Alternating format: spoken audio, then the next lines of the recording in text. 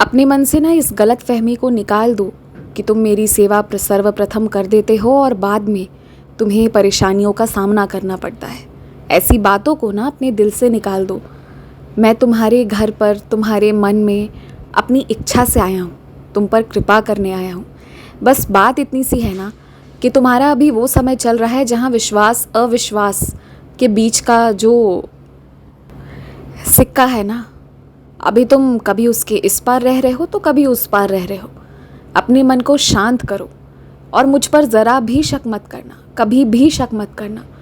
जो तुम्हारी मेरे साथ वो एक ही अनुभूति है ना, वो एक ही एहसास है जो तुम्हें ज़रा अलग सोचने को मजबूर कर देती है, जो तुम्हें ज़रा ये समझाती है कि साईं है। वही एहसास जिसके कारण तुम्हारे मन से सच्चे आंसू निकले थे। बस उसी एहसास पर विश्वास रखो। अगर दूसरों की बातों पर विश्वास नहीं हो रहा है ना, जाने दो। जो मेरे बारे में कहते हैं, जो मेरे खिलाफ कहते हैं, किसी को मत सुनो। थोड़े दिनों के लिए ना एकांत में जियो, पर अपने एहसास पर विश्वास रखो। मेरी परीक्षा लेना बंद कर दो और तुम्हारी परीक्षा भी ना समाप्त हो जाएगी। बस जो हो रहा है उसे हो जाने दो। मैं किसी की ज़िंदगी में कभी किसी को परेशान करने नहीं आता, पर हाँ, ये विशेष कृपा मेरे बच्चों को मैं ज़रूर देता हूँ कि मेरे उनकी ज़िंदगी में आते ही ना जल्द से जल्द ही उनके सारे बुरे कर्म कट जाते हैं और उसके बाद बाकी पूरी ज़िंदगी वो आराम से भक्ति भाव में बिता पाते हैं। और इसीलिए अभी जो हो रहा है उसे हो जाने दो। तुम्हारी ज़िंदगी में कुछ कचड़े पड़े हुए थे, उन्हें सफाई कर रहा हूँ। कुछ चीज़ें बेफिजूल की रखी हुई थी, उन्हें हटा रहा हूँ। तभी ज़रूरत की चीज़ें, काम की चीज़ें तुम्हारी ज़िंदगी में आ पाएंगी यदि जगह खाली रहेगी। इस बात को समझो। और ज़रूरी नहीं है कि जिस इंसान को तुम चाहते हो, जैसा तुम्हें चाहिए वही तुम्हें मिले, पर तुम्हें वो मिलेगा जिससे तुम पूरी ज़िंदगी खुश रहोगे। और उसके लिए तुम्हें मुझ पर विश्वास करना होगा। और मैं तुमसे पूछ नहीं रहा हूँ कि तुम्हारी मर्ज़ी है या मर्ज़ी नहीं है। मैं ये तुम्हें आदेश दे रहा हूँ कि विश्वास करना होगा।